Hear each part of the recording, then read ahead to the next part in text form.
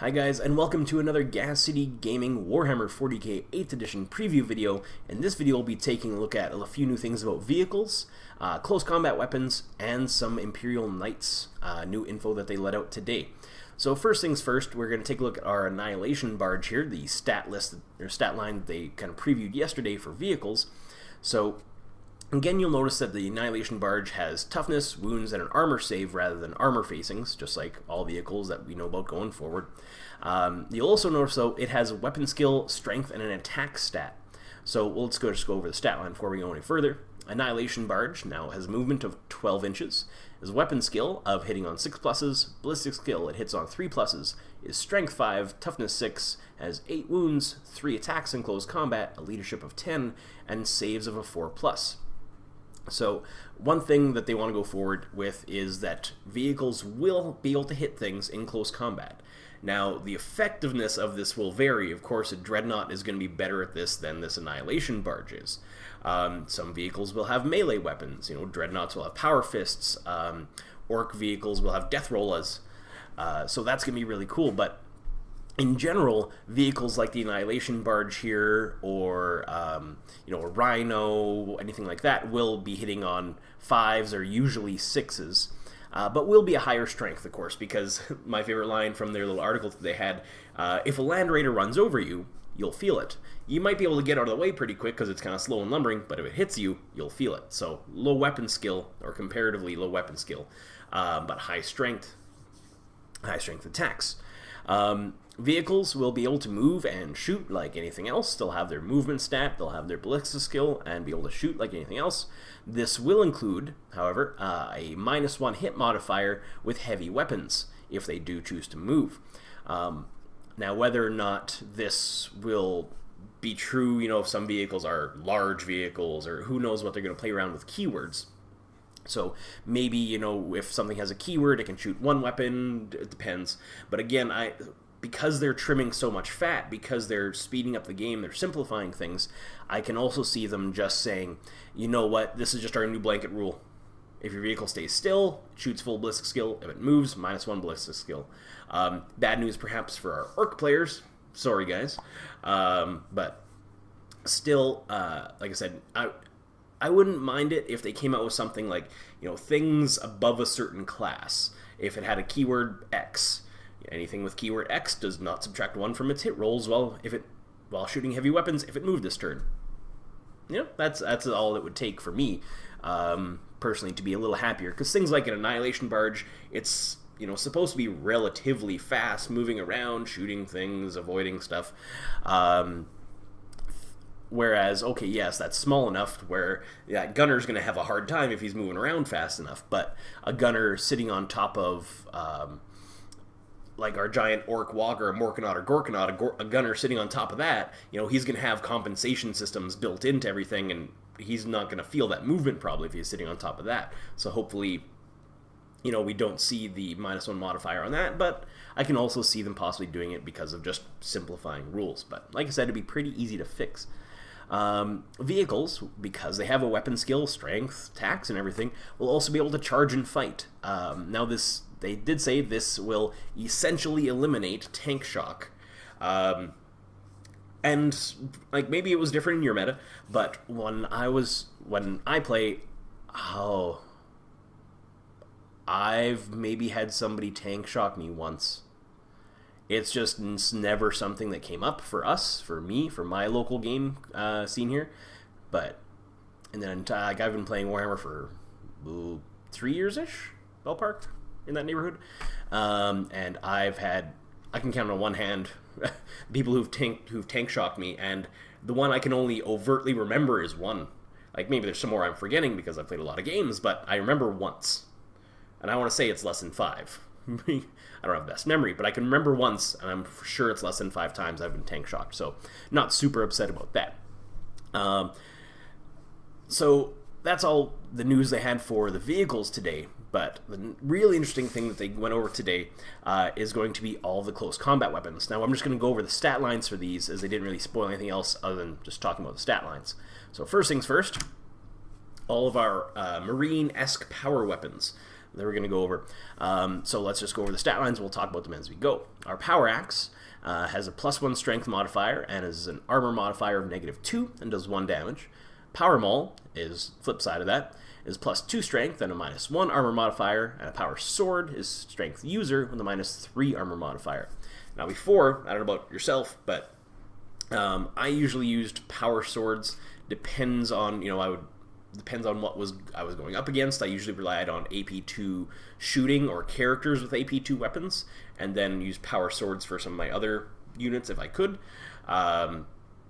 Or sometimes, I would have a couple Power Axes floating around, but I would usually rely on Power Swords for being AP3, which they essentially still are, but because of the new way vehicles work and how we're wounding vehicles, I could definitely see bringing, again, this is for myself, maybe your local meta was different, bringing Power Axes, Power Mauls, because yes, everything can hurt everything, but it's usually on 6s, right?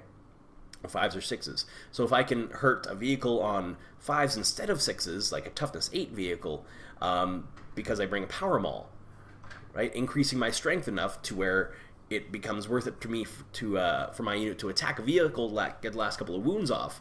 I can definitely see that, and the more, again, I've said this a few times if you've watched a few of the videos, the more choices we have, the more viable choices we have, the better it is, because it means more variation between games, which makes the game more interesting, in my opinion. So, like they said with shooting weapons, Grav really no longer was an auto choice in their playtesting, just like how I know some people would auto-choice power. I didn't see Power Mauls a whole lot. A lot of people would auto-choice Power Axes. I personally would usually go mostly Power Swords with a couple of Power Axes on the table. But, it's much more debate. Do you bring a couple Power Mauls so that your units can maybe hit harder against vehicles? Or do you bring Power Swords because you just don't want anything to have a save? Or are you going up against a lot of invuln saves, so the armor modifier doesn't matter as much, right? You can bring Power Axes then, because that'll usually make a 3-up save into a 5-up, which most invul saves will be anyway. Decisions. Decisions means tactical depth. Tactical depth means a better game, in my opinion. But we'll see. We'll see going forward. So, more weapons. This is not the only 3 by far. Chainsword. So, real Chainsword, it is a melee weapon, obviously. Strength user, no armor modifier, and 1 damage, but each time the bearer fights, it can make 1 additional attack with this weapon. So, that doesn't stack as far as my reading. That's just, if you have an attack stat of 2, you get another attack, you get 3. So what really became good for a unit of assault marines equipped with bolt pistols and chainswords, you get to shoot with your bolt pistols in the shooting phase. Then you get to swing with an additional attack on everybody. So it was the equivalent of having, pistol, chainsword, extra attack. We haven't seen anything that rule's still going to be around. If it is, then the chainsword's just being real good. But chainswords granting the bearer an extra attack, along with the model usually being equipped with a pistol, means they get to shoot something essentially in close combat. They get to shoot the unit that they're engaged with in the shooting phase, as well as getting an extra attack in melee. Chainswords just got pretty good. If we don't get the bonus attack for being equipped with a pistol and close combat weapon, which assault units who are equipped with a pistol and close combat weapon already have so much more bonus because they get to shoot with that pistol. I don't know if we will see that again, but if we don't see that again, chainswords, just basic chainsword bolt pistol guys, became really good. Volume of fire in 8th edition is going to be a thing. Volume of fire, volume of attacks is going to be a thing because everything can hurt everything. Coming from a Necron player with Gauss, believe me, volume of fire can be a thing. I really like the chainsword weapon. Again, if we're not getting that pistol and close combat weapon rule, the chainsword rule of each time the bearer fights, it can make 1 additional attack with this weapon is really good. I don't think that stacks. The first time it fights, it gets 1 attack. The next time it attacks, it gets +1. The next time it attacks, it gets +1. I don't think that's how this works. I'm 95% sure that's not how this works. But even just still getting an additional attack each combat phase is pretty good. And Power Fists. Now, in our last video, we were wondering about how Power Fists work. From my reading, or from my understanding during their Q&A, it was just on the charge that it got -1 to hit, but here we'll see for sure. So its power fists are obviously a melee weapon. Their strength is user times 2. They have an armor modifier of -3, so they're the same modifier as a power sword now.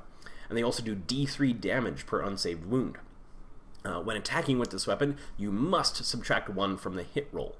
So normally it's just it's unwieldy essentially still, because it's unwieldy. I can't. This hand's really heavy. It's like, you ever go to a Hulk movie and they give you that big fist? It's like that, and you're trying to like do fine motor stuff with the Hulk fist, and you can't. That's essentially the same problem this guy's having.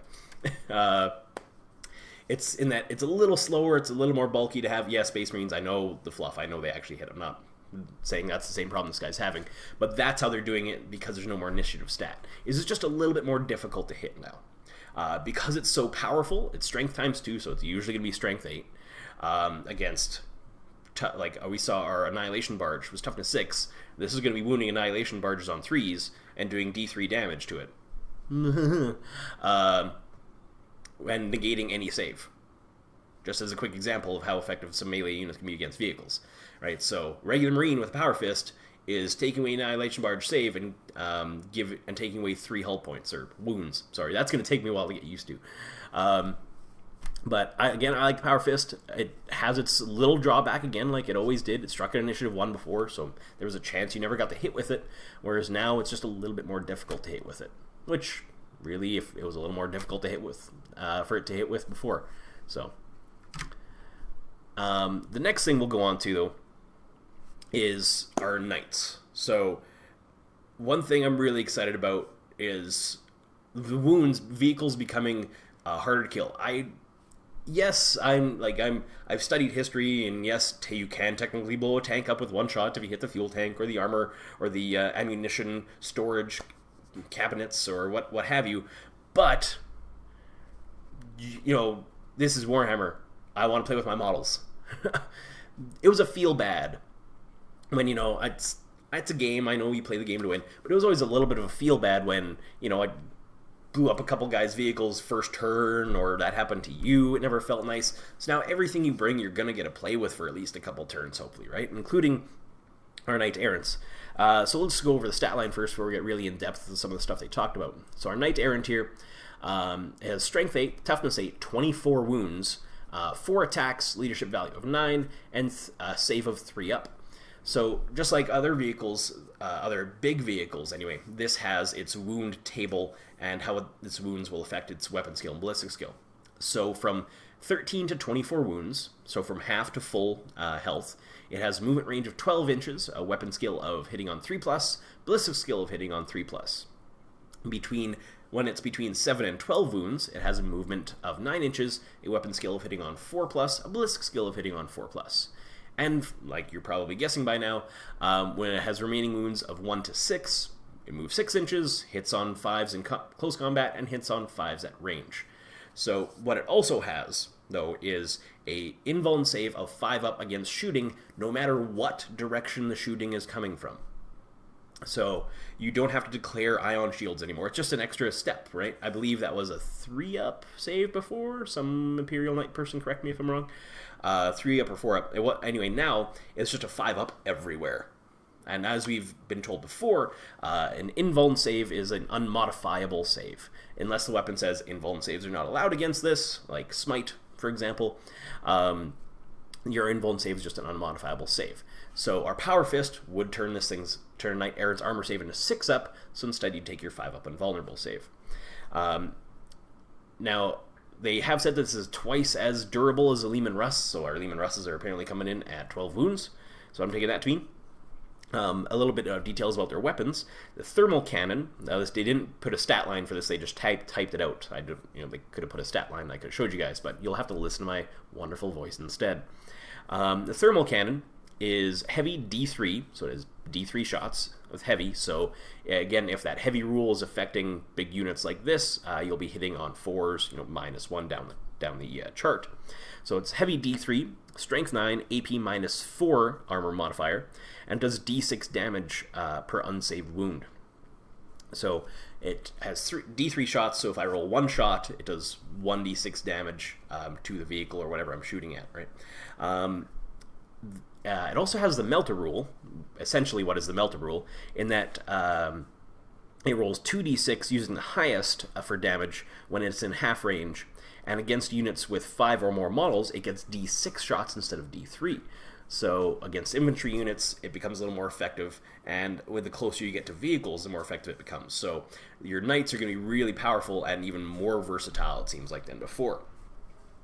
So instead of the stomp rule that they had before, we now have Titanic feet, is what they've called it. Feet, like foot, feet, not Titanic feet. He did something really amazing. It's foot, Titanic foot. But since there's more than one, it's feet. Titanic feet. It's early. I didn't get a lot of sleep last night. Could you guys tell? I'm tired. Titanic feet replaces stomp. They didn't give any more details past that. But you have the chainsword and gauntlet both have just flat 6 damage. Not d6 damage, just flat 6 damage a piece. So things that were pair up D weapons before, we see kind of the range that those things are going to be in. One kind of really interesting rule that I like is, well, from 7th edition, I know there was a Tyranid unit that was able basically to eat somebody. Like on a d6, I think on a 6 on a d6, it like ate someone, something like that. I don't know the exact rule. I never actually played against it. I just saw it in videos. But the knights now have a rule. They didn't say what it is, but they can throw a destroyed monster or vehicle at another enemy within 9 inches on a 4+. That was kind of neat. You know, just because, I mean, if there's a tank over there, and I can pick up throw a tank at that tank, that's something I'm going to want to do if I'm that pilot, right? It's like, phew.